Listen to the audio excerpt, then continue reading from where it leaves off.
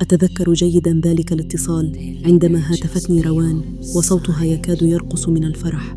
أخبرتني أنه زارها في مكتبها بالشركة في اليوم التالي لذلك اللقاء العاصف، ثم عاد في اليوم الذي يليه ثم الذي يليه. بدأ يتصنع الأسباب ويخلق المواضيع، كلها ذرائع لزيارتها في المكتب.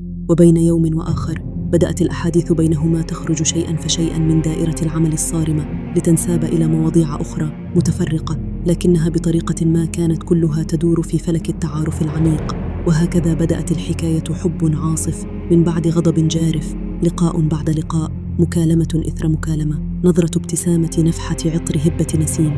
كأن كل العوامل قد اجتمعت لتجعل طريق الحب سالكاً، كأن الوجود بأسره قد تآمر من أجل أن يولد هذا الحب بين شخصين، كل منهما ما كان ليوافق على الآخر لو ترك له حرية القرار. كان حباً مقدراً خارج حدود الإرادة، بعيداً عن منطق الاحتمالات. أتذكر جيداً كيف بدأت تلك الأحداث الغريبة المتلاحقة والتي أخذت في الظهور فور لقائها به. كانت تتصل بي صباحاً في وقت مبكر تروي لي حلماً جديداً وهو فيه دائماً البطل. توالت الأحلام واختلفت صورها، لكن التفسير واحد: ستتزوجين هذا الرجل الذي ترينه في المنام. حتى قطتها أصدقاؤها من الجن أصبحت تتجمع قبل وصول طارق إلى المكتب، وكأنها تعلم بقدومه تقفز فرحة، تموء، تدور حوله كأنها تستقبله.